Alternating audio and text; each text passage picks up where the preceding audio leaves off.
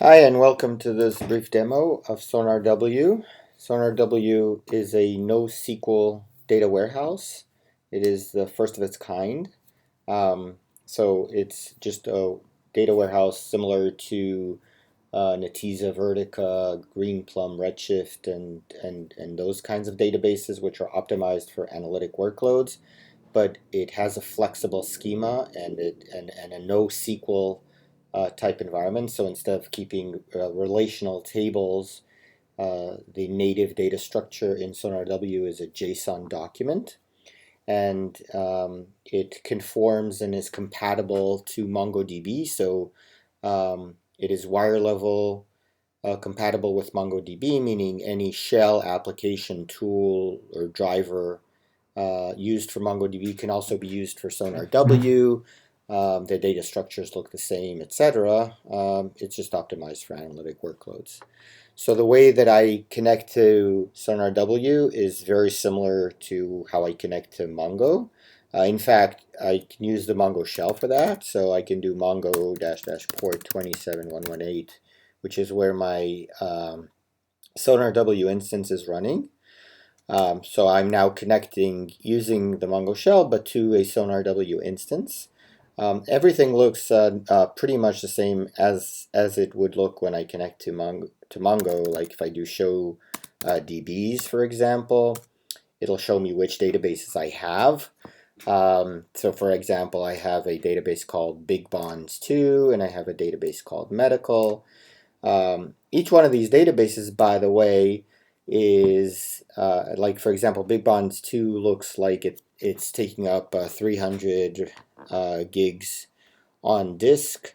In reality, the same database on MongoDB would probably take over 1 terabyte if it's using mmap. Yeah, because all the data in SonarW is kept in a compressed format, and moreover, it's kept in columnar JSON, which is something new, something didn't exist before SonarW. So in most NoSQL databases, are like relational row-oriented databases where each JSON document, for example, would be kept together. In the same way that in Oracle, SQL Server, MySQL, Sybase, and other OLTP databases, a row is kept together. But in the same way that almost every warehouse is columnar, meaning all the columns sit together, that's the way it's stored in SonarW as well.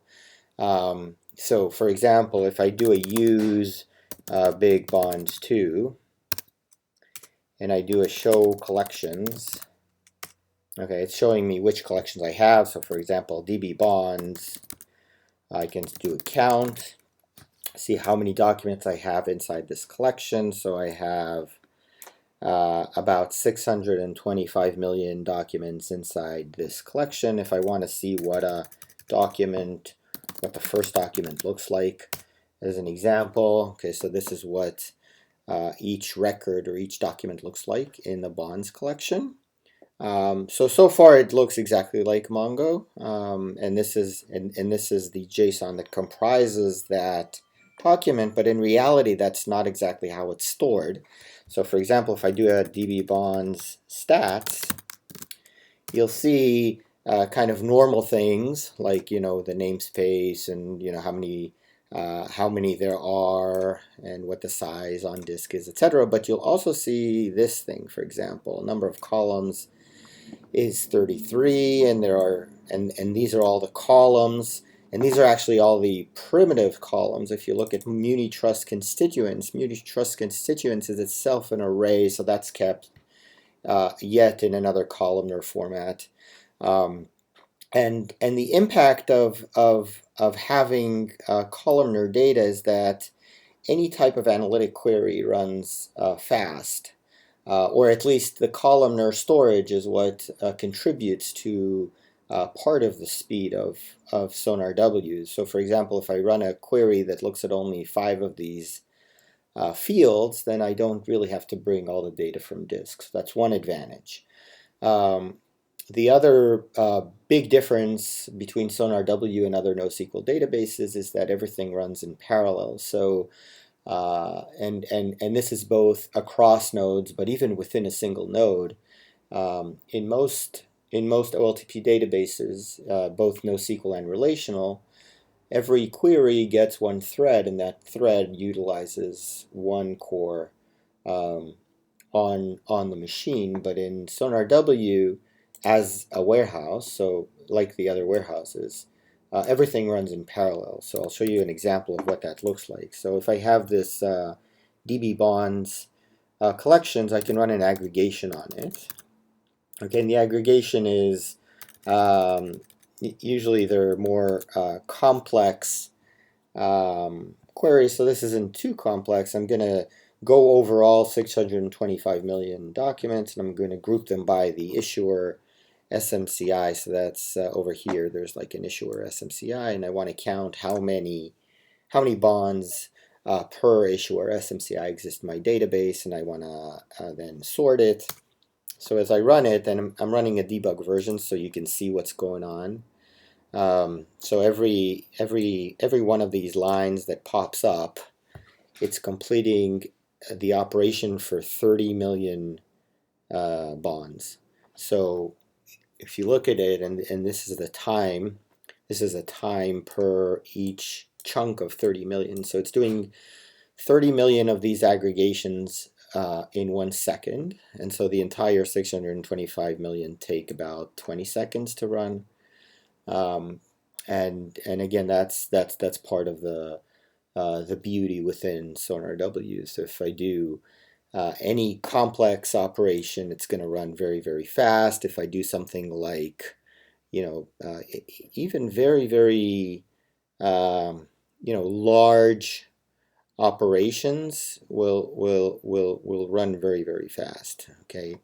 And it's true both for aggregations as well as archiving type activities as well as searches. So for example, I planted a string, a very specific string, in one of the issuer SMCIs. I planted singleton inside one of them.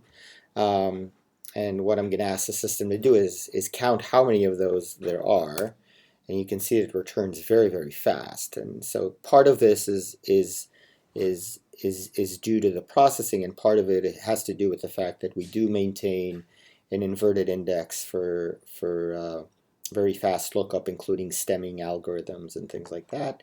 And we even extended the syntax so that, for example, let me run this command and then explain what I'm doing.